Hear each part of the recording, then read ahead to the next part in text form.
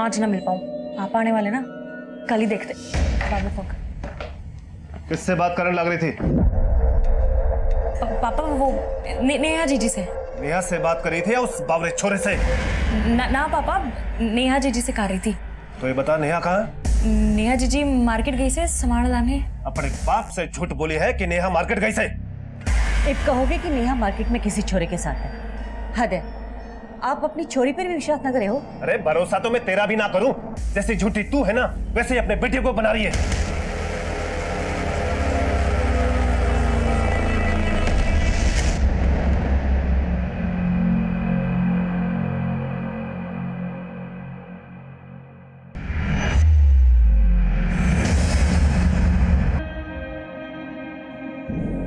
पीछे पीछे क्यों आ रहे हैं? जो दिल में है वो बोल दे। वो नहीं हमें मैं क्या लगा रखा है? दिखने में तो बड़ा बिंदास है, ऐसे में सिट्टी पिट्टी गुल। चल कोई ना, तू सोच ले तन्ने क्या बोलना है। मैं तब तक तन्ने तेरा ससुराल दिखा देती हूँ। मतलब मुझे तेरे घर लेके जा रही है? बावड़ा हो गया है कि पप्पा को प्यार मोहब्बत ना पसंद, कूट देंगे तुझे। कहाँ लेके जा रही है?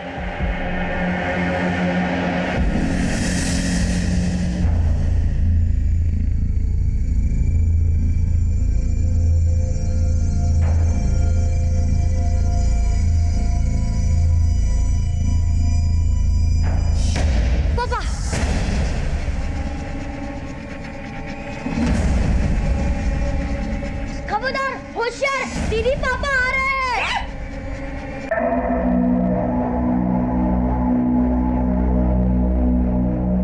पापा, मम्मी, दीदी, कहाँ गई ये सब? पापा, मम्मी, दीदी, दीदी, पापा, मम्मी, पापा, दीदी।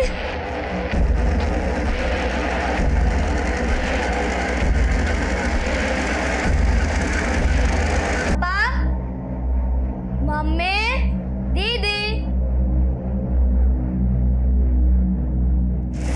दीदी, पापा, मम्मी, पापा, दीदी।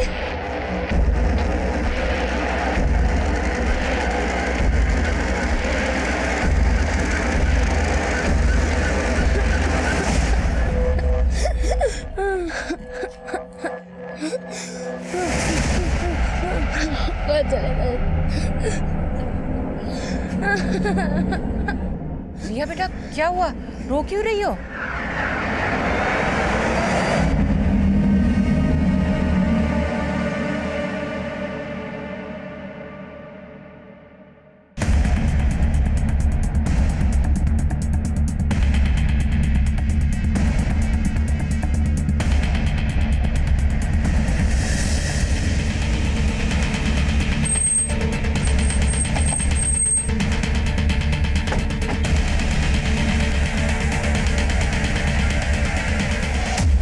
औरत का गला रेता गया, फिर इसकी बॉडी को सूटकेस में डालकर डंप किया गया। सब लोगों से इंक्वायरी की, लेकिन सर किसी ने इसे पहचाना नहीं।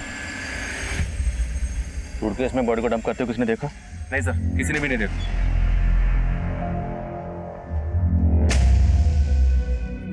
बोलो ना आंटी, मम्मी पापा और दीदी कब आएंगे? पुलिस पता कर रही है बेटा, बहुत जल्दी आ जाएंगे। लता, 2 मिनट सुनो।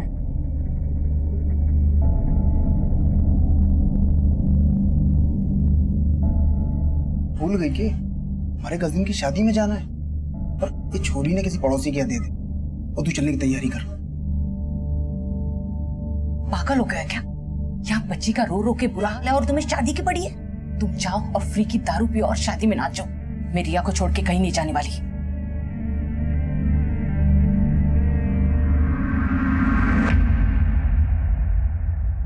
मैं कम सर।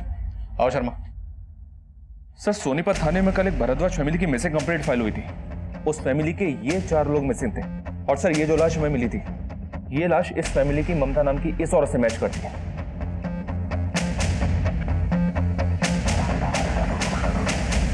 ममता, रमेश, नेहा और सारिका, भारद्वाज परिवार के 4 सदस्य रहस्यमय तरीके से एक साथ गायब हो गए थे। और ये रहस्य तब और भी गहरा हो गया जब हमें इन चारों में से सिर्फ ममता की लाश मिली। बाकी 3 सदस्य कहाँ थे, उनके साथ क्या हुआ था, ये इस केस के ऐसे पेचीदा सवाल थे जिनके जवाब तब हमें खोजने थे। भारद्वाज परिवार मिसिंग केस दूसरे थाने में दर्ज था, लेकिन इस केस की तफ्तीश का जिम्मा मुझे मिला था। सर, भारद्वाज फैमिली के रमेश, ममता, नेहा, सारिका 16 दिसंबर की शाम से ही गायब थे और उसी शाम से उन सबके फोन सोनीपत के सेक्टर नंबर 7 में उनके घर के आसपास ही बंद हुए थे। ममता की बॉडी हमें मिली गोहाना में और फोन घर में स्विच ऑफ हुआ, तो क्या ममता का कत्ल घर में किया गया और उसके बाद उसकी बॉडी को गोहाना में डंप किया गया? और बाकी 3? सोनीपत पुलिस को मर्डर का तो कोई साइन नहीं मिला सर, ना ही चोरी और लूट का। इनफैक्ट तिजोरी से 7 लाख रुपए कैश भी बड़ा मिला। कमाता कौन कौन है घर में? सिर्फ रमेश। वो सोनीपत नगर पालिका के प्रॉपर्टी टैक्स डिपार्टमेंट में हेड क्लर्क था। हेड क्लर्क के घर में इतना सारा कैश, कहीं रिश्वत तो नहीं लेता? पता करो, कहीं ममता के मर्डर और बाकी सब के गायब होने का कनेक्शन इस कैश से तो नहीं। तब तक मैं रिया से मिलता हूँ।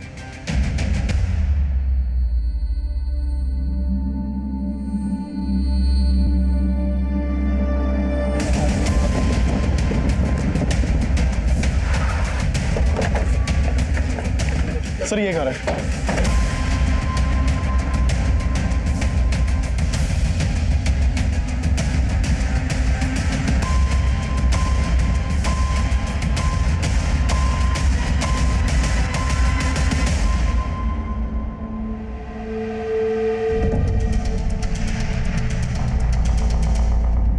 अंकल, उस रात नेहा दीदी और सारिका दीदी थे घर पे।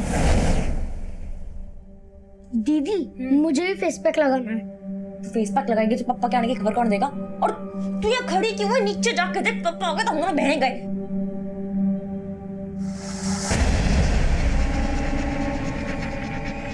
खबरदार, होशियार, दीदी पापा आ रहे हैं।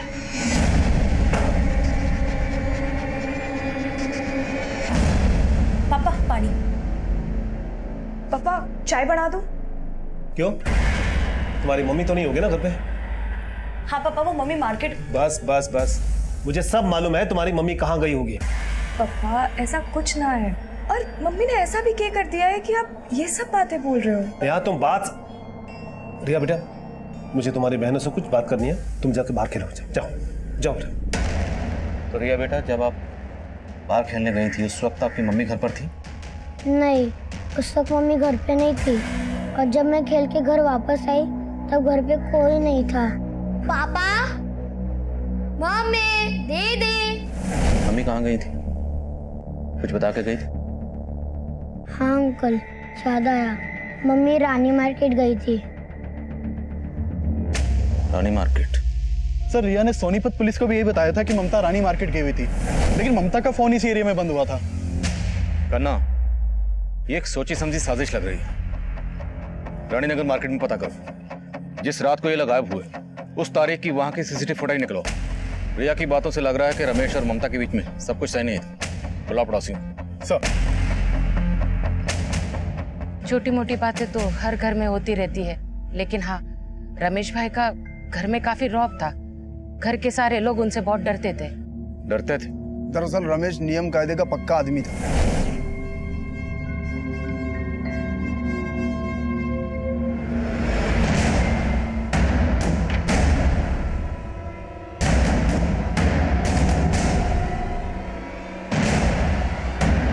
रात को 10 बजे तो उनके घर की लाइट बंद हो जाती थी। वो खुद भी अनुशासन में रहते थे और अपने बीवी और बच्चों को भी रखने की कोशिश करते थे। वैसे रमेश भाई बहुत ही अच्छे इंसान थे, लेकिन उनका स्वभाव थोड़ा शक्की था। किस पर शक करते थे? अंदर की बात तो नहीं मालूम, लेकिन कभी कभार उनके घर आती थी तो। तेरे पापा को सब पता चल गया, इसलिए आजकल बवाल मचा रही। मालूम तो चलना ही था मम्मी, मन ने तो पहले ही बोला था। जीजी, आपको ज्यादा ना डरती पापा से? हमारी जिंदगी है, और आपको ना लगता कि पापा को ज्यादा इंटरफेयर कर रहे? तेवर देखिए पापा के, अब तो मम्मी पे भी शक करते हैं। अरे लता आंटी आप? अरे नेहा बेटा, वो मैंने गाजर का हलवा बनाया था तो सोचा आप लोगों को दे के आऊं।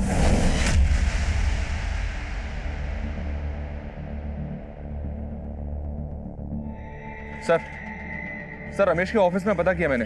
फिलहाल तो यही पता चला है कि रमेश काफी ईमानदार था वो किसी से रिश्वत ले इस बात पे कोई भरोसा नहीं कर रहा है।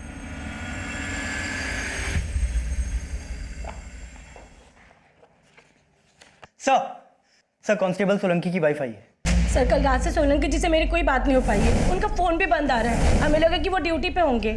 सोलंकी यहाँ से 11 बजे निकल चुका था। हम खुद हैरान है कि वो घर क्यों नहीं पहुंचा।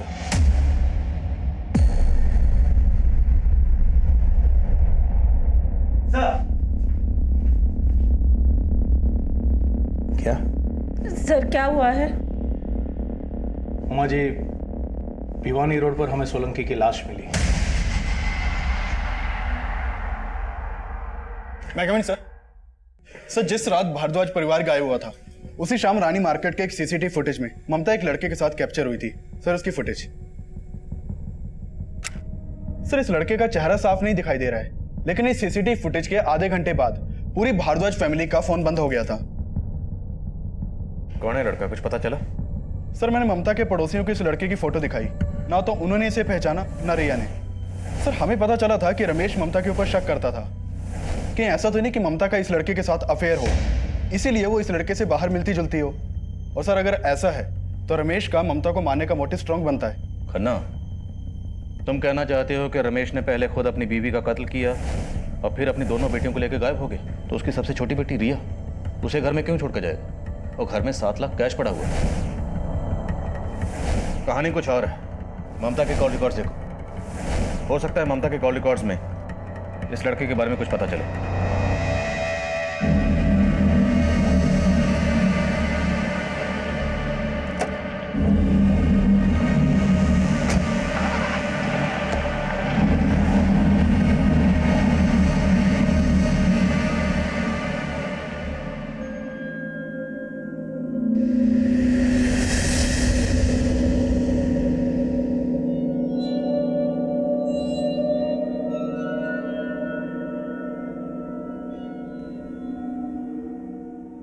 जी अम्मी, सलाम अलैकुम। जी अम्मी, मैं ठीक हूँ। जी जी जी, खा लिया। आपने दवाई ली? अम्मी प्लीज़, आप दवाई ले ली करें वक्त पे। जी जी हाँ, वो मैं...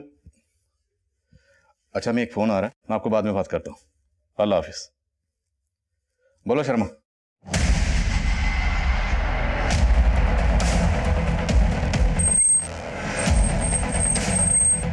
जी सर, किस तरफ?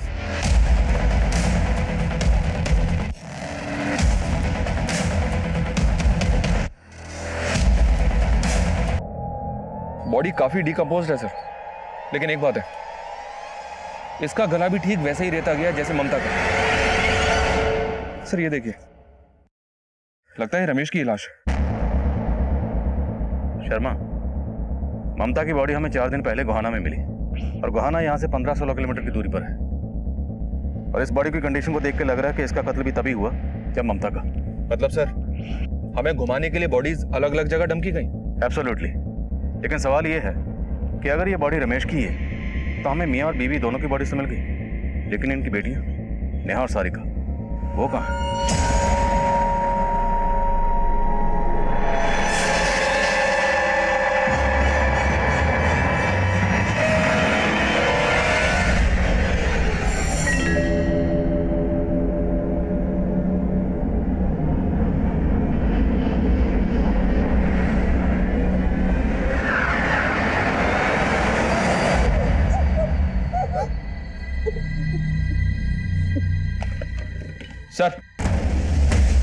सर ममता की पोस्टमार्टम रिपोर्ट के मुताबिक ममता को बेहोश किया गया मर्डर करने से पहले, और उसे बेहोश करने के लिए मार्फिन गैस का इस्तेमाल हुआ।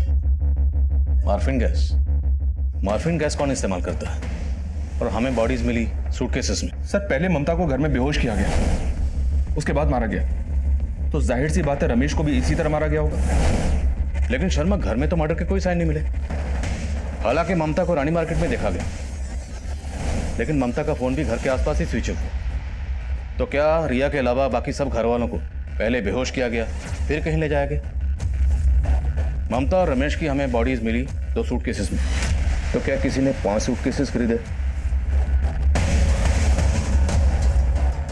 2 सूटकेसेस में रमेश और ममता की बॉडी को डंप किया, और बाकी 2 में नेहा और सारिका को। पता करो। क्या किसी दुकान से इस तरह के सूटकेसेस खरीदे गए, वो भी एक साथ? सर हम तब ये मान रहे थे कि नेहा समेत सभी घर वाले किलर के टारगेट पे होंगे, लेकिन सिर्फ रमेश और ममता की लाश मिली थी। और रमेश के पोस्टमार्टम के बाद हमारा ये अंदाजा सही निकला कि रमेश को भी ममता की तरह बेहोश करके मारा गया होगा। लेकिन नेहा और सारिका, उनके साथ क्या हुआ था? और उनके घर में मिला वो 7 लाख कैश उस परिवार के पास कहां से आया था? और ममता रानी मार्केट में किस लड़के के साथ थी? सर ममता के साथ ये जो लड़का देखा गया था, इसके बारे में तो कुछ पता नहीं चल पाया है, लेकिन रमेश के घर के पास एक पान वाला है, उससे कुछ काम की इंफॉर्मेशन मिली है। सर उस पान वाले ने बताया कि उसकी दुकान के पास अक्सर 2 लड़के नेहा और सारिका को ताड़ा करते थे।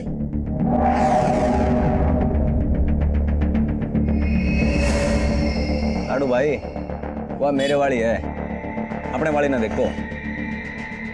सर पान वाले ने यह भी बताया कि कुछ दिन पहले नेहा का एक लड़के से काफी झगड़ा भी हुआ था। पीछे पीछे क्यों आ रहे हैं? जो दिल में है वो बोल दे। वो नेहा मैं। चल कोई ना, तू सोच ले तन्ने क्या बोलना है। मैं तब तक तन्ने तेरा ससुराल दिखा देती हूँ। मतलब मुझे तेरे घर लेके जा रही है? बावड़ा हो गया है कि पप्पा को प्यार मोहब्बत ना पसंद, कूट देंगे तुझे। चल। तो कहाँ लेके जा रही है? Police station. उसकी नौबत ना आवेगी मैडम, क्योंकि मैं अब तक तेरे ससुराल लेके जाऊंगा। हाथ छोड़ मेरा। चल। कहाँ लेके जा रहे? हाथ छोड़। अच्छा लगा बात करके, लेकिन अगली बार बात नहीं होगी, देख लेना। सर उन दोनों में से एक लड़के का नाम जय है और दूसरा उस मोहल्ले का नहीं है। इस जय को उठाओ, दूसरे का पता अपने आप चल जाएगा।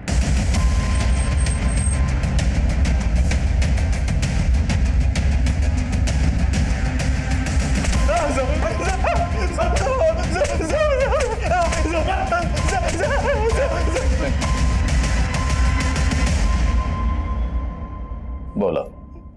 सब मैंने कुछ नहीं पता साहब, उसने तो खुद मुझसे मेरी फीलिंग पूछी थी, मैंने कोई जबरदस्ती ना की साहब।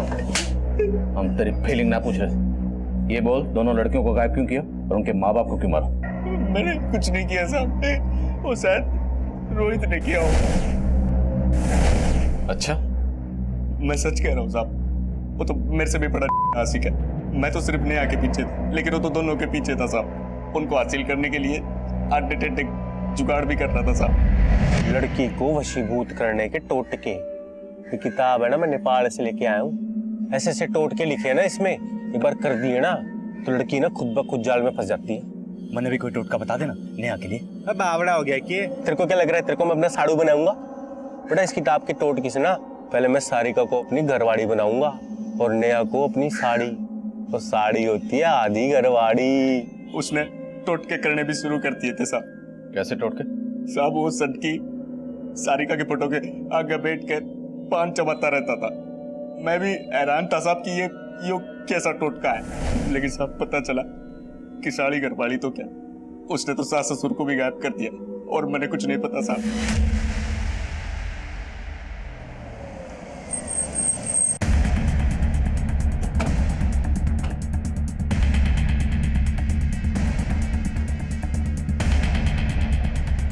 खन्ना, पता करो रोहित कहाँ है। सर। सिंह, ताला तोड़ो। ऊपर देखो। सर।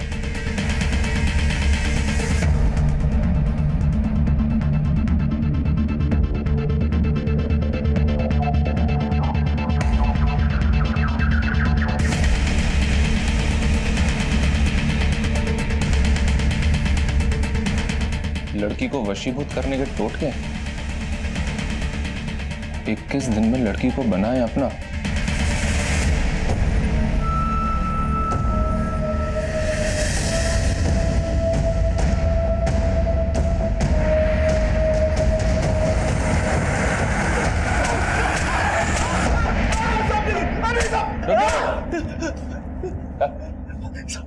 चल अभी सच बोल। बोल। सबसे सच बोल दो साहब, न मैंने किसी को अगवा किया साहब, न मैंने किसी को जान से मारा है साहब। आप लोगों को गलतफहमी होगी है।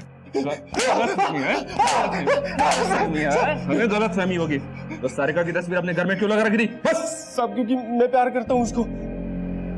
ओ आशिक नंबर 1, तेरा वो जो साड़ू है ना जय, उसने सब उगल दिया। उसने बता दिया ये कांड तुम नहीं किया। सब मैंने कोई कांड ना किया, मैं तो वो टोटका कर रहा था साहब। वो किताब में लिखा था अगर 21 दिन तक मैं सारिका की फोटो के आगे पान चबाऊंगा और उस पान की पीक से सारिका के 108 बार नाम लिखूंगा तो साहब सारिका मेरी हो जाएगी। मैंने बिल्कुल वैसे ही किया था साहब, लेकिन 16वें दिन सारिका और उसका पूरा खानदान गायब हो गया। मेरा तो उस किताब से जी उठ गया था साहब, बिल्कुल फर्जी किताब थी साहब। मैंने कुछ नहीं किया साहब। पक्का कुछ नहीं किया? हाँ साहब पक्का बोल रहे। ठीक है, जा।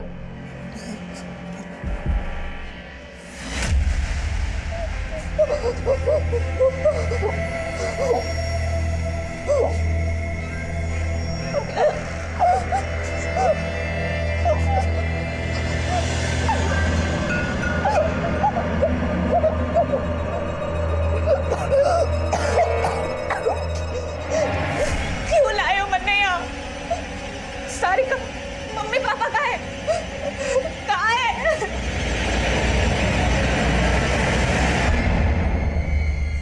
मन्ने ना खाना कुछ।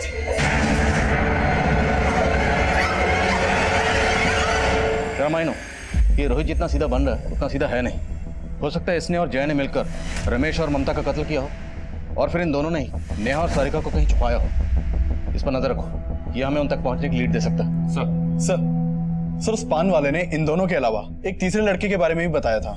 कौन तीसरा लड़का? सर उसका कहना था कि वो लड़का अक्सर सारिका को उसके घर के बाहर बाइक से ड्रॉप करता था। सारिका को बाइक पे ड्रॉप करता था, तो हो सकता है दोनों का अफेयर हो। सारिका के कॉल रिकॉर्ड्स में कुछ? सर सारिका के कॉल रिकॉर्ड्स में किसी रहमान नाम के लड़के का नंबर मिला है, और खास बात यह है कि रहमान नेहा और ममता के साथ भी फोन पे बात करता था। मतलब सारिका की माँ और बहन दोनों से बात करता था। और फादर रमेश से? नहीं सर, रमेश के कॉल रिकॉर्ड्स में रहमान का नंबर नहीं मिला है। लेकिन एक बात है सर, इस भारद्वाज फैमिली के गायब होने के अगले ही दिन से रहमान का नंबर बंद है। कहाँ रहता है रहमान?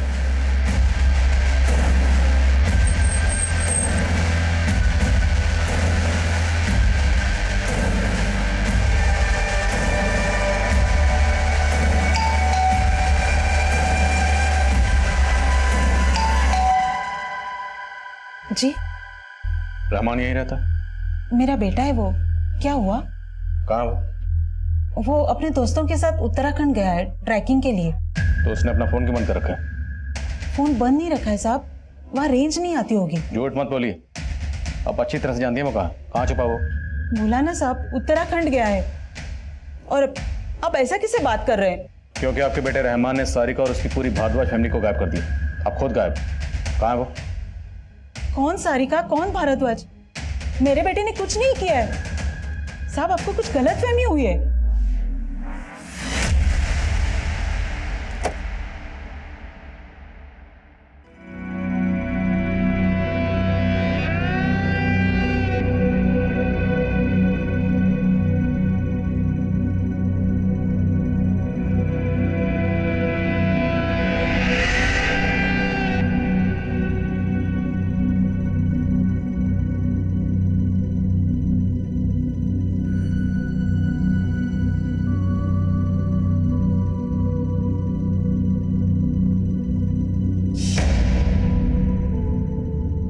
हे भगवान, पूजा खत्म हुई नहीं कि पहले टपक गई। ये ले। और एक। हे भगवान, ये ले मेरी माँ, एक और खा ले। Thank you mummy.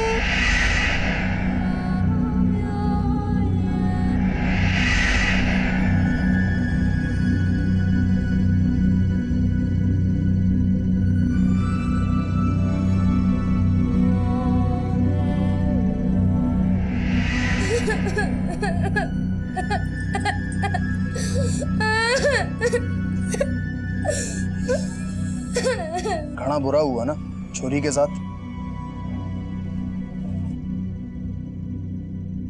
सूटकेस की कई दुकानों पे इंक्वायरी की सर, लेकिन कोई भी काम की इंफॉर्मेशन हाथ नहीं लग रही है। तो हो सकता है इन सूटकेस का इंतजाम रहमान ने किया।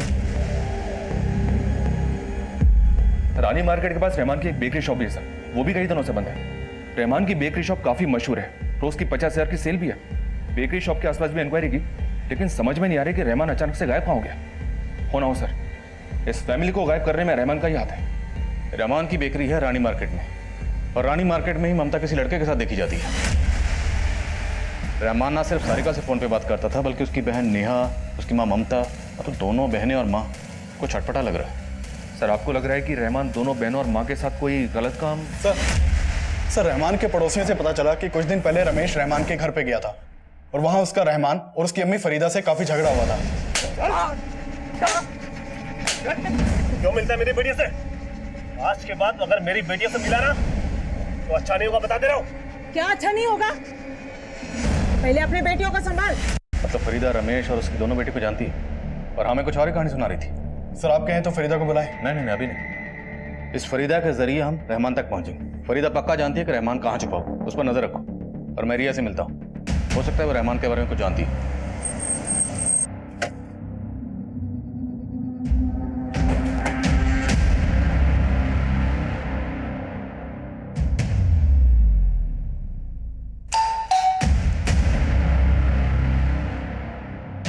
रिया से बात हो सकती है? बैठो। कैसी हो? एक बात पूछूं आपसे, रहमान को जानती हो? घर में किसी से नाम सुना हो, मम्मी से या दीदी से? जी गोल्ड चेन रहमान ने गिफ्ट की है, अच्छी है ना? जी मुझे भी दिखाओ ना। जी मुझे भी दिखाओ ना रिया रुक। सारिका तुझे रहमान से चेन ना लेनी थी, तुझे मालूम है ना पप्पा। जी पापा की पुरानी सोच के लिए मैं रहमान को ना छोड़ सकूं, और मम्मी को कोई प्रॉब्लम ना है, करने की प्रॉब्लम है। मन में कोई प्रॉब्लम ना है, प्रॉब्लम पप्पा को है। और उनकी जैसे भी सोचो, हम उनके खिलाफ तो ना जा सके। नेहा बेटा, बात तो तू ठीक कर रही से, पर इसका हल ना बहस करके नहीं, प्यार से निकालना होगा। फिर मम्मी ने सब ठीक कर दिया था। क्या ठीक करने की बात कर रही थी आपकी मम्मी? मालूम नहीं। ये देखो, ये रहमान जब आपके पापा घर पर नहीं होते थे, ये कभी आपके घर पर आए थे? मालूम नहीं। आप जानते हैं इस लड़के को? इस लड़के को तो कभी नहीं देखा, लेकिन हाँ काफी टाइम पहले तक कोई दूसरा लड़का आता था। सर वो लड़का कभी घर के अंदर नहीं जाता था, वो सारिका से बाहर ही बात कर कर चला जाता था। क्या इनमें से है वो लड़का? इनमें से तो कोई भी नहीं है। आपको उस लड़के का हुलिया तो याद होगा, उसका स्केच बनवा सकती हैं? कोशिश कर सकते हैं। पूजा, इन्हें स्केच आर्टिस्ट के साथ बिठाओ।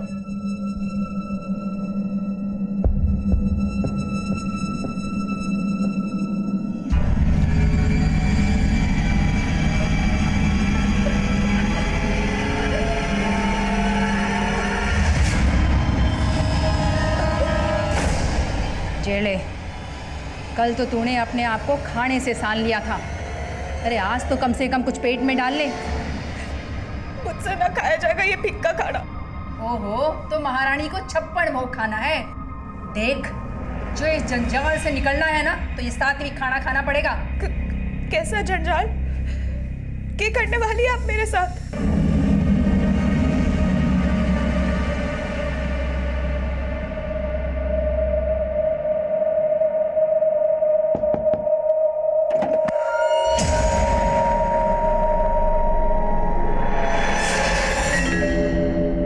एक साल पहले ही रोहतक से यहाँ शिफ्ट हुए, लेकिन हाँ 3 महीने पहले ही उन्होंने नेहा का रिश्ता तय किया था। चलो दीदी, अब आपकी बारी।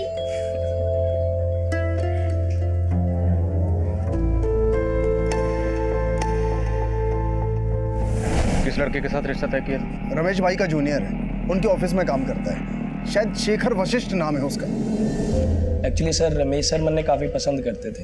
एक दिन उन्होंने मारे से बोला कि वो हमारे पेरेंट्स से मिलना चाह रहे थे। फिर जब वो हमारे पेरेंट्स से मिले तब मन्ने पता चला कि वो नेहा की शादी मेरे से करना चाहते थे। सर इसी सिलसिले में उन्होंने हमें अपने घर पे भी इनवाइट किया था। पर हमें तो पता चला कि तुम्हारा और नेहा का रोका भी हो गया था। हाँ सर, लेकिन फिर बाद में हमें पता चला कि मारी और नेहा की कुंडली नहीं मिल रही सर, इसलिए बात आगे नहीं बढ़ी। ठीक है, थैंक यू। Ji sir. बिना कुंडली मिला ही बात रोके तक भी पहुंच गई। शर्मा जी, इस लड़के की उसके घर वालों की कुंडली निकाली। एक पान लगे। अरे तूने चुगली की मेरी पुलिस से? उससे मरने पे सीधी तेरे को मेरे खिलाफ बोलने के? ओए, मैं किसे रहमान के रहे मुकरम पे नहीं पड़ता। तू पहले अपने खड्डे भर, मेरे बात में खोदिए, चल। सर मैंने शेखर और उसके घर वालों के बारे में काफी कुछ पता किया। सब लोग काफी लालची लोग हैं। और सर इस शेखर के पड़ोसियों ने बताया कि शेखर और नेहा की शादी के लिए शेखर के घर वालों ने 10 लाख रुपए दहेज की डिमांड की थी, लेकिन रमेश दहेज के सख्त खिलाफ था और इसी वजह से ये रिश्ता टूटा था। तो तेरी कुंडली नेहा से नहीं मिली, कोई बात नहीं, पर तेरी कुंडली हमारे सिंह साहब से जरूर मिलेगी, वो भी इनके डंडे से 36 के 36 गुण मिलेंगे। सिंह सर मिला दे कुंडली। Sir sir sir sir sir मैं मानता हूँ कि मैंने आपको झूठ बोला था, लेकिन मैंने कोई क्राइम नहीं किया सर। ये तू डिसाइड नहीं करेगा, तू ये बता कि नेहा के साथ तेरा रिश्ता क्यों टूटा। सर हमारा रिश्ता दहेज की वजह से तो नेहा से टूटा ही ना था, बल्कि खुद नेहा की वजह से टूटा था। शेखर जी, इस रिश्ते के लिए हाँ करने से पहले मैं आपको कुछ बता देना चाहती हूँ। जी बोलिए ना। मेरा एक पास्ट है। सर नेहा ने मन ने बताया कि जब वो रोहतक में थी तो उसका एक छोरे के साथ अफेयर था। कौन था वो? सर मन ने ये तो ना पता, लेकिन वो सर उसका कलीग था और सर उन दोनों में कुछ बहुत बड़ा हुआ था जो उनका ब्रेकअप हो गया, लेकिन नेहा ने मन ने इसके बारे में कुछ ना बताया। नेहा जी बोलिए ना, आप दोनों का ब्रेकअप क्यों हुआ था? जाने दीजिए ना, क्या फर्क पड़ता है। दूर होने के तो बड़े सारे वजह थे, पर अब मैं जिंदगी में आगे बढ़ना चाहती हूँ। कि मैं ये जान सकूं आपका उस लड़के के साथ रिश्ता कहाँ तक पहुंचा था? मतलब मेरा मतलब वो फिजिकल। सर मैं मानता हूं कि उसने मुझे सब सच सच बता दिया था, लेकिन मैं इस रिश्ते से कंफर्टेबल नहीं था, इसलिए मैंने ना बोल दिया। एक्सक्यूज मी सर, ये उस लड़के का स्केच है जिसके बारे में लता ने हमें बताया। शर्मा पता करो ये लड़का कौन है और इसका सारिका और इसकी फैमिली से क्या कनेक्शन है। सर भारद्वाज फैमिली की बेटियों से जुड़े कई लड़के एक के बाद एक सामने आ रहे हैं। मुझे तो ये प्रेम प्रसंग का ही चक्कर नजर आ रहा है। अभी तक उस लड़के की पहचान भी नहीं हुई है जो ममता के साथ रानी मार्केट में देखा गया। और अब ये स्केच पता करो ये कौन है, और उस लड़के के बारे में पता करो जिसके बारे में हमें शेखर ने बताया, जो रोहतक में नेहा का क्लिक था। हो सकता है वहां भी कोई पुरानी दुश्मनी या धोखे की कहानी सामने आए। सर। हाँ सर, नेहा जब यहाँ पे जॉब कर रही थी तो हमारे कलीग कुणाल के साथ उसका अफेयर था। तो कुणाल कहाँ है अब? सर एक्चुअली कुणाल को तो काफी टाइम पहले जेल हो गई थी। जेल? किस जुर्म में? कुणाल नेहा से प्यार तो बहुत करता था, पर नेहा को लेके कुछ ज्यादा ही पॉसेसिव था। चलो नेहा। अब आज मैं पूजा के साथ जा रही हूँ। हाँ तो ठीक है, मैं तुम दोनों को ड्रॉप कर देता हूँ। जरूरत ना है, हम चले जाएंगे। बाय। सर वो इतना ज्यादा शकी था, जब नेहा मेरे साथ भी होती थी ना तभी उसे फॉलो करता था। नेहा, हाँ तू कल पूजा के घर गई थी ना? हाँ। लेकिन तुम दोनों तो घर गए नहीं थे, ऑफिस के बाद मूवी गए थे। हाँ पर तुम इतने सवाल जवाब। क्योंकि हमारी शादी होने वाली है और मुझे पता होना चाहिए कि मेरी होने वाली बीवी कहाँ है और क्या कर रही है। नेहा को एहसास होने लगा कि वो कुणाल के साथ एडजस्ट नहीं कर सकती है, इसीलिए उसने कुणाल के साथ ब्रेकअप कर लिया। तो वो और दुगना उसे परेशान करने लगा। नेहा, तुम मुझे इग्नोर क्यों कर रही हो? मैंने ऐसा क्या किया है? मैं तुमसे कुछ बात कर रहा हूँ। मन ने तुमसे कोई बात नहीं करनी, हाथ छोड़ो। तुम मेरी होने वाली बीवी हो, ये बात भूलना मत। हाथ छोड़ो, ये जबरदस्ती है। Help please, someone help. छोड़ो मन्ने। किसी में हिम्मत है हिम्मत? हेल्प चाहिए तुम्हें? कुणाल सब पे रौब चलाता था क्योंकि उसके फादर रोहतक पुलिस में इंस्पेक्टर है। लेकिन नेहा डरी नहीं, उसने फिर भी कंप्लेंट फाइल कर दी। तब कुणाल को 3 साल की सजा सुनाई थी कोर्ट ने। उस हादसे के बाद नेहा की फैमिली सोनीपत शिफ्ट हो गई थी।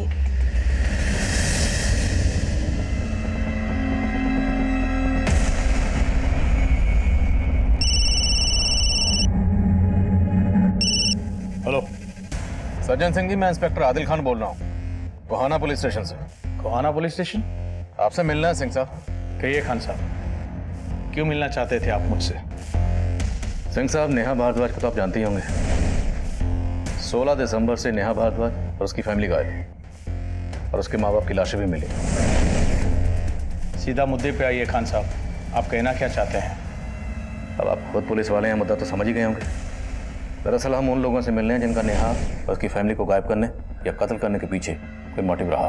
खान साहब, आप ये कहना चाहते हैं कि नेहा और उसके परिवार को मारने और गायब करने के पीछे मेरे पास भी कोई मोटिव है, क्योंकि नेहा और उसके बाप ने मेरे बेटे कुणाल को जेल भिजवा दिया था? ऐसा नहीं है क्या? गलत इंसान पर उंगली उठा रहे हैं खान साहब आप। एक बात जरूर साफ करना चाहूँगा, मेरे बेटे कुणाल से गलती हुई थी, लेकिन वो गलती बातचीत से सुलझाई जा सकती थी। कुणाल को ऐसा करने का कोई मौका नहीं दिया गया। पापा मुझे यहाँ से बाहर निकालिए, मैंने यहाँ से माफी मांगने के लिए तैयार हूँ, आप उसे समझाइए ना प्लीज, मुझे यहाँ से निकालिए। ऐसे कमजोर मत बन बेटा, मैं हूं ना। मैंने यहाँ से एक बार फिर से बात करूंगा। मैंने अपने बेटे को भरोसा तो दिया, लेकिन मेरे हाथ बंधे हुए थे। खैर, जो हुआ सो हुआ, तब कुणाल वापस तो नहीं आ सकता। क्यों? उसकी जमानत नहीं हो रही? लगता है आप पूरा होमवर्क करके नहीं आए खान साहब। 1 महीना पहले मेरे बेटे कुणाल ने जेल में सुसाइड कर लिया था।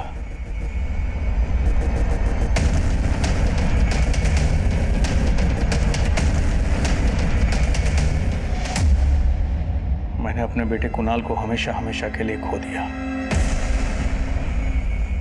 रही बात नेहा और उसके परिवार वालों की, तो पिछले 1 साल से मैं उनके टच में नहीं हूं।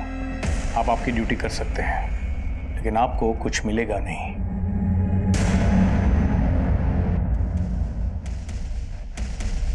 शर्मा हमारा सस्पेक्ट एक पुलिस वाला है, वो भी सज्जन सिंह जैसा सीनियर पुलिस ऑफिसर। सर, हो सकता है ये सज्जन सिंह वाकई में चोट खाया बापू।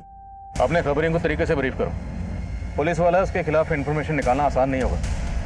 और रोहतक में जहाँ नेहा और उसका परिवार रहता था, वहां से ही पता करो, हो सकता है कोई एंगल सामने आए। बोलो खन्ना। सर, लता ने जिस लड़के का स्केच बनवाया था उसके बारे में पता चल गया है। उसका नाम अमन है। सर, ये अमन सारिका का क्लाइंट था। सर, 6 महीने पहले तक सारिका एक chit fund company Cheryl enterprises में जॉब करती थी, लेकिन ये 1 नंबर की फ्रॉड कंपनी निकली। कई तरह की लुभावनी स्कीम्स थी इनकी, जैसे 3 महीने तक 5,000 रुपये जमा करो और 6 महीने में बाइक ले जाओ, लेकिन सब फर्जी सर। इस अमन ने भी इसी तरह की एक स्कीम में पैसा इन्वेस्ट किया था, लेकिन जब ये कंपनी भाग निकली तो अपना पैसा निकलवाने के लिए सारिका को धमकियां भी दे रहा था, और कुछ दिन पहले इसने काफी बड़ा बवाल भी किया था। तू सही जवाब नहीं दे रही यार। 15,000 डूबा है मेरा। तो मेरी भी तो 3 महीने की सैलरी लेके भाग गई ना देख, कंपनी। मैंने तुझे पैसा दिया तो मुझे मेरा पैसा चाहिए। तो मैं कहाँ से वापस देख, 3 महीने लगातार पैसा दिया, देख लेके तो रहूंगा मैं। साड़ा लड़की के पैसे छीनता है। देख लूंगा तुझे, मैं छोड़ूंगा नहीं। रहता कहाँ है अमन? सर, समालखा में। बुलाओ इसे। सर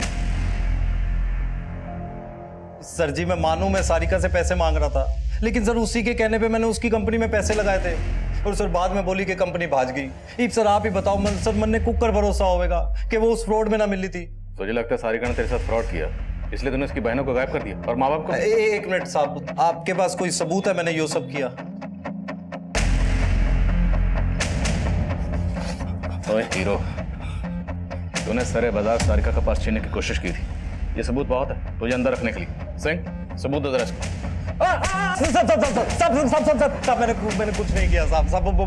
सॉरी, मेरे 15,000 रुपये लेके भाग गई थी साहब। उसकी कंपनी नहीं सर, वो लड़की भी 1 नंबर की फ्रॉड है। सब मोटरसाइकिल देने का वादा किया था सर, एक साइकिल तक नहीं दी। सब मैंने कुछ नहीं किया साहब, बिल्कुल कुछ नहीं किया। प्लीज मुझे छोड़ दो साहब, प्लीज छोड़ दो साहब मुझे। सर, अमन का मोटे पैसे को तो नजर नहीं आ रहा है, क्योंकि अगर उसने घर के सब लोगों को गायब किया है तो वो 7 लाख कैश भी गायब करता। शर्मा, हो सकता है अमन को इस बात का इल्म ही ना हो कि घर में 7 लाख कैश पड़ा हुआ। सारिका फ्रॉड कंपनी में काम करती थी जिसमें अमन का पैसा डूबा, तो जाहिर सी बात है जिस तरह अमन का पैसा डूबा, कई और लोगों का पैसा भी डूबा होगा, और उन लोगों के लिए बदला लेने का ये स्ट्रॉन्ग मोटिव। करना सर, रहमान की क्या खबर है? सर, हम लोग रहमान की माँ फरीदा पे नजर बनाए हुए हैं। हमने नोटिस किया कि वो अक्सर पड़ोसियों के घर में जाती है और काफी देर बाद वहां से वापस आती है। फरीदा जिन पड़ोसियों के घर पे जाती है उनके फोन नंबर भी सर्विलेंस पे डालो। हो सकता है फरीदा इन पड़ोसियों के नंबर से अपने बेटे रहमान को कॉल करती है। सर, धीरे धीरे रे माना, धीरे सब कुछ होए। हाँ, माली सींचे 100 घड़ा, ऋतु आए फल होए। बोल। माली सींचे 100 घड़ा, ऋतु आए फल होए। अब समझ कि ऋतु आने वाली है और तेरा उद्धार होने वाला है। कैसा उद्धार? क्या करने वाली है आप मेरे साथ? अब तो जो भी करेगा वही रखवाला करेगा।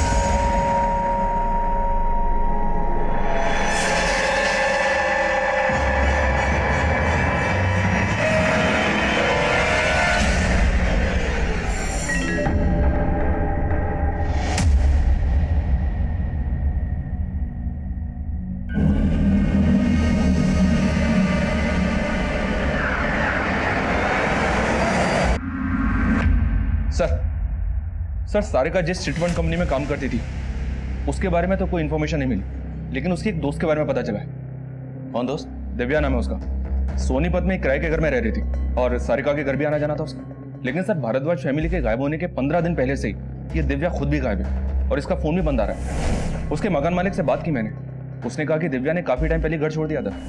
सर दिव्या जर्नलिस्ट थी और उसने काफी टाइम पहले काम भी छोड़ दिया था। शर्मा, अभी हमें नेहा और सारिका की कोई लीड नहीं मिली और अब पता चल रहा है कि उनकी दोस्त दिव्या ये उनसे भी 15 दिन पहले से गायब है। मामला पेचीदा है। दिव्या के कॉल रिकॉर्ड्स निकलो और मैं सारिका की छोटी बहन रिया से मिलता हूँ। हो सकता है वो दिव्या के बारे में कुछ बता पाए। हाँ अंकल, मैं दिव्या दीदी को जानती हूँ। दिव्या दीदी सारिका दीदी के फ्रेंड थी और दिव्या दीदी सारिका दीदी से मिलती थी। रिया, ये तुम्हारे लिए। थैंक यू दीदी। सारिका, तू कोई नई जॉब क्यों नहीं कर लेती? मैं तेरी हेल्प कर सकती हूँ और नेहा जीजी की भी।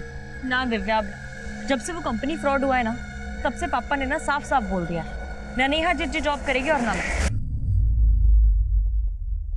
रिया बेटा, आपको पता है कि दिव्या दीदी अभी कहाँ है?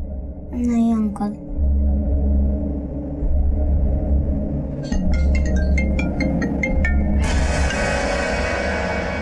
हेलो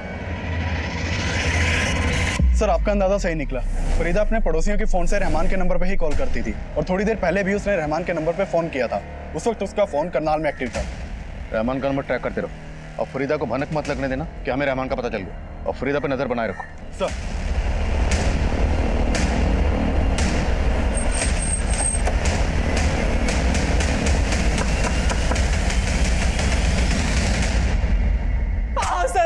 सर मैंने कुछ नहीं कहा। और सर मैं सच कह रहा हूँ सर, मैंने कुछ नहीं किया सर। मैं तो सारिका से प्यार करता था। तो भागा क्यों था? तो सर मैं डर गया था। तो सारिका, उसकी मम्मी और नेहा दी को मुझसे कोई प्रॉब्लम नहीं थी, लेकिन सारिका के पापा धर्म भरम में बिलीव करते थे। उन्होंने मेरे घर आके बवाल भी किया था सर। मुझे लगा कि जब आपको पता चलेगा तो आप मेरे पे ही शक करोगे, और मेरे लिए सफाई देने के लिए कोई भी नहीं था, क्योंकि सारिका की फैमिली में सबको गायब कर दिया गया था सर। तुझे क्या लगता है हम तेरी बात पे यकीन करेंगे? सर मैं सच कह रहा हूँ सर, मैं तो सारिका से प्यार करता था। हाँ बेटा, मणे बेरा है कि सारिका तने बहुत पसंद करे, लेकिन तू चिंता ना कर। पहले एक बार नेहा की शादी हो जाने दो, फिर मैं तुम्हारी और सारिका की शादी के लिए रमेश जी से बात करूंगी। पर मम्मी, आप तो जानते हो ना पापा ना मानेंगे, और पापा की वजह से नेहा जीजी का भी तो रिश्ता ना हो पा रहा ना।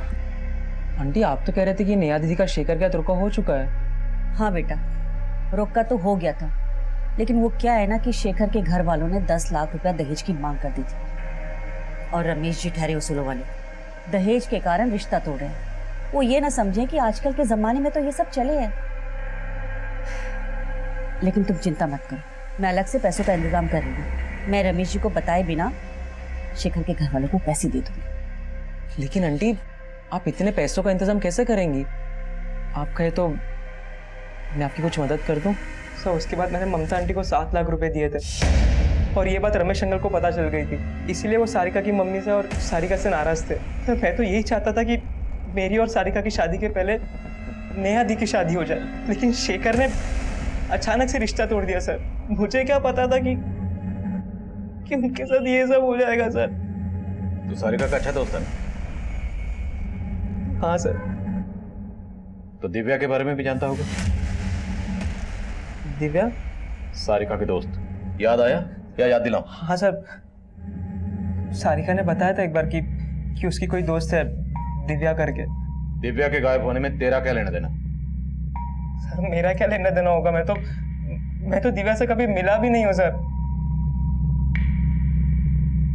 ममता के साथ ये लड़का कौन? सब मुझे नहीं पता सर। मैं कमिन सर?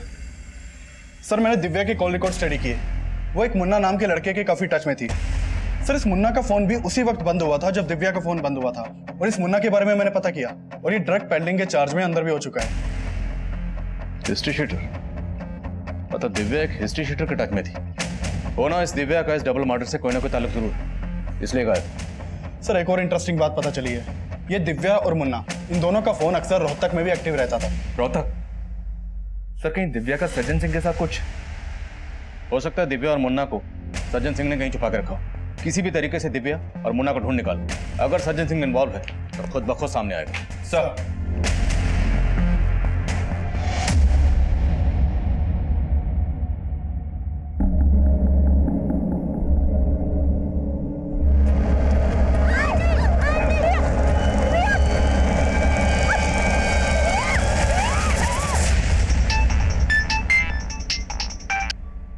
हेलो। वो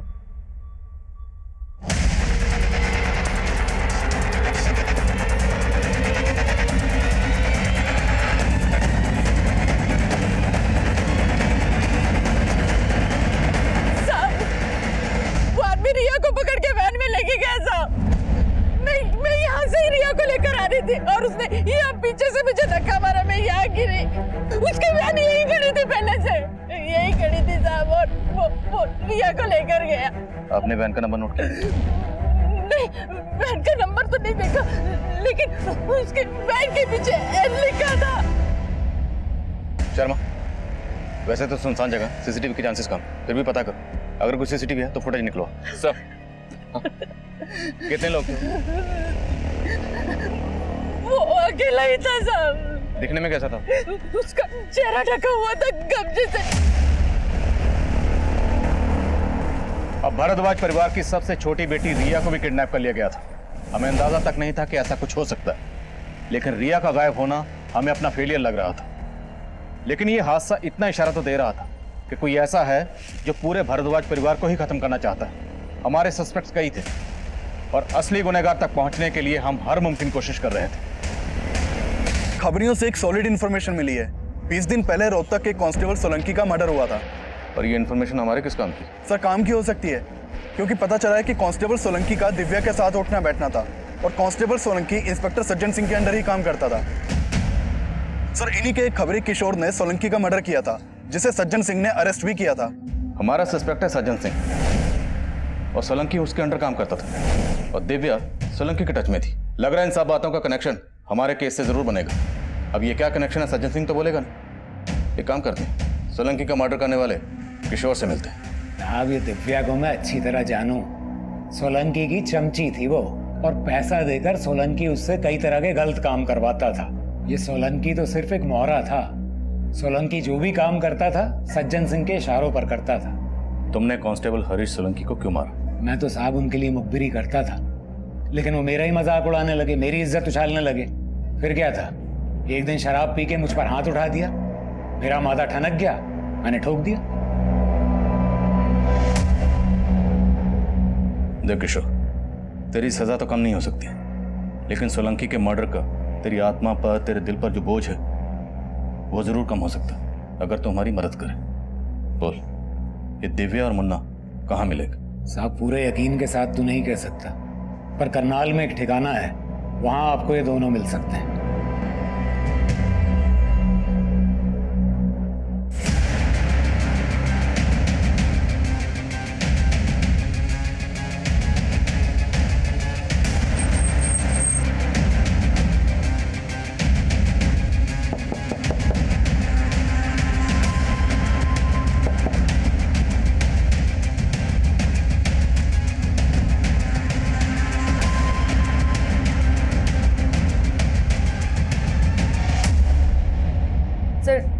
सारिका के पेरेंट्स के मर्डर में और उसकी बहन नेहा का गायब होने में हमारा कोई हाथ नहीं है सर। तुम्हारा हाथ है या नहीं है किशोर सब बक चुका है। सर वो जो भी बोल रहा है सर झूठ बोल रहा है सर, हमने कुछ किया ही नहीं। ऐसा है, ये तो हम जानते हैं कि ये कांड तुमने और मुन्ना ने मिलकर किया, और वो भी सज्जन सिंह के कहने पर। अब हम सोच रहे हैं कि लड़की है, ऐसे ही बोल दे तो अच्छा है, या सेवा करें? बोलो सर। हमने कोई कांड नहीं किया सर। अब पूजा सर बता दे सर। मैं मानती हूँ कि मुन्ना मेरे कहने पे सब कर रहा था, लेकिन सर सिर्फ नेहा को मारने की सुपारी दी थी सोलंकी ने। देख, जर्नलिस्ट बन के तू वैसे भी कहीं गलत तरीके से पैसा कमाती है। यो काम कर दे, 20 लाख मिलेंगे, 10 काम से पहले और 10 काम के बाद। पर तू इस लड़की को मरवाना क्यों चाहते हो? तो तू आम खा, गुठली से क्या मतलब। और देख, तेरे को इस काम के लिए इसलिए चुन रहा हूँ क्योंकि इस नेहा को ऐसे गायब करना है कि सबको लगे कि अपनी मर्जी से कहीं चली गई। सर, नेहा को गायब करने के लिए मैं सारिका से दोस्ती बढ़ाने लगी थी सर। दोनों अपने फादर से बहुत फ्रस्ट्रेटेड रहती थी, दोनों बहुत कुछ करना चाहती थी और सर मैंने उनके इसी सपने का फ़ायदा उठाकर उन्हें ट्रैप किया था सर। सारिका, तू कोई नई जॉब क्यों नहीं कर लेती? मैं तेरी हेल्प कर सकती हूँ और नेहा जीजी की भी। मेरा प्लान था कि नेहा को जॉब के बहाने शहर के बाहर ले जाकर उसे गायब कर दूँ, पर सर मैं कुछ करती उसके पहले ही सोलंकी का सर मर्डर हो गया। सर सोलंकी मर चुका था, मैं उसका काम करके फंसना नहीं चाहती थी सर। वो ऑलरेडी मुझे 10 लाख एडवांस दे चुका था, इसलिए मैं शांत हो गई। पर पता चला कि सर नेहा की तो पूरी फैमिली गायब हो गई है सर। इसमें हमारा कोई हाथ नहीं है सर, हमने कुछ नहीं किया। और हो सकता है सर ये सब सज्जन सिंह ने करवाया हो, क्योंकि मुझे इस बात का हिंट है कि सोलंकी ने सज्जन सिंह के कहने पर ही मुझे सुपारी दी थी। आप एक क्रिमिनल पर भरोसा करके मुझ पर इल्जाम लगा रहे हो खान साहब? जानता था आप खुद तो कबूल करेंगे नहीं, लेकिन याद रखना आप हमारी रडार पर हो और वो दिन दूर नहीं जब हमारी अगली मुलाकात आपके थाने में नहीं, हमारे लॉकअप में होगी।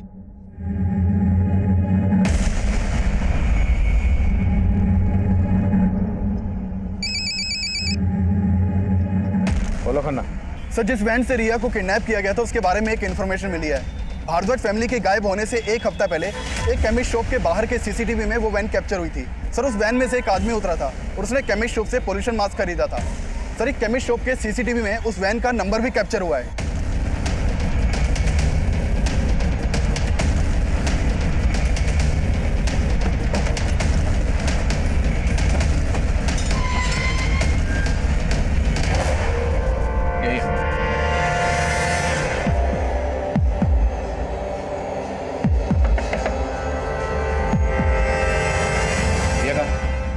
रिया कहाँ है?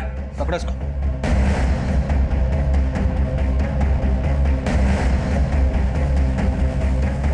अंदर नहीं है सर। सर, बाहर भी कोई नहीं मिला। ओए, रिया कहाँ? बोल रिया कहाँ? बोल नहीं सकता, लेके बताएगा। चल।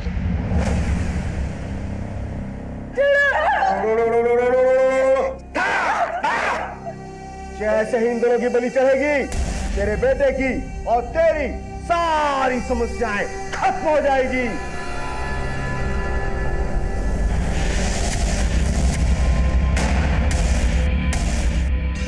मैं बोल नहीं सकता, मेरा मौन व्रत है। मैं बोला तो मर जाऊंगा। बेटा तू नहीं बोलेगा ना, तब भी मरेगा। बोल बोल बोल, रिया कहाँ है? बोल, नेहा और सारिका के साथ क्या किया? बोल।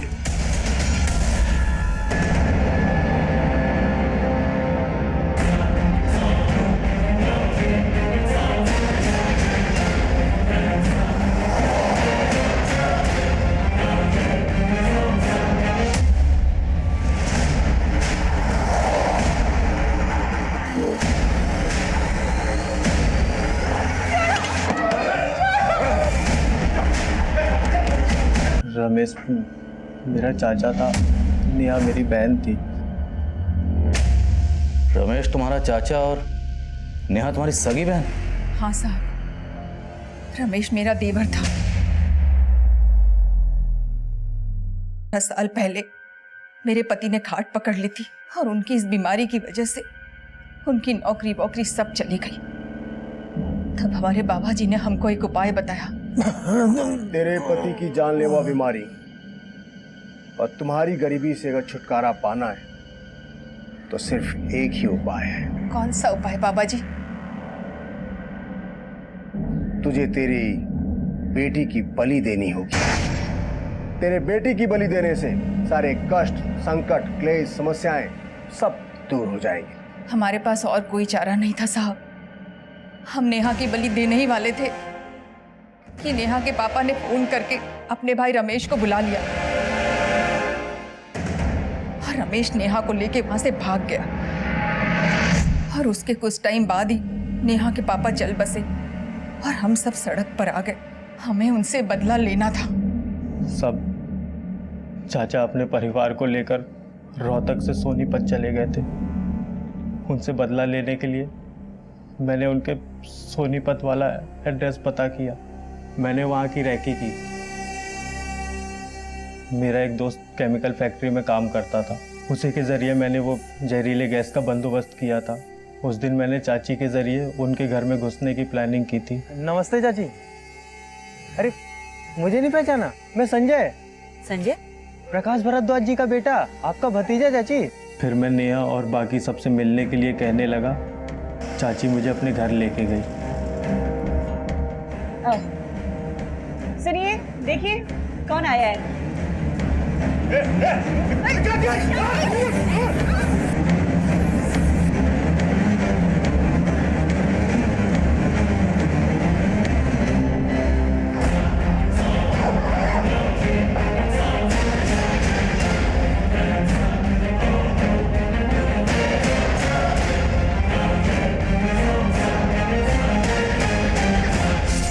मैंने सबको मार दिया, लेकिन अपनी बहन नेहा को नहीं। बाबा जी ने कहा था अमावस्या के दिन नेहा की बलि देने के लिए, ताकि हमारी सारी पनौती खत्म हो जाए साहब। और साथ ही साथ रिया को खत्म करके हम रमेश के पूरे खानदान को खत्म करने का प्रण पूरा करना चाहते थे साहब। सब विधि के लिए मैंने 7 दिनों का मौन व्रत रखा था, और आप आके आपने फिर से पनौती लगा दी साहब। अंधविश्वास और बदले की आग में ना तुम दोनों ने अपनी जिंदगी बर्बाद की, बल्कि अपने देवर तुमने अपने चाचा का घर भी उजाड़ दिया। अब सड़ो माँ बेटा इसी जेल में।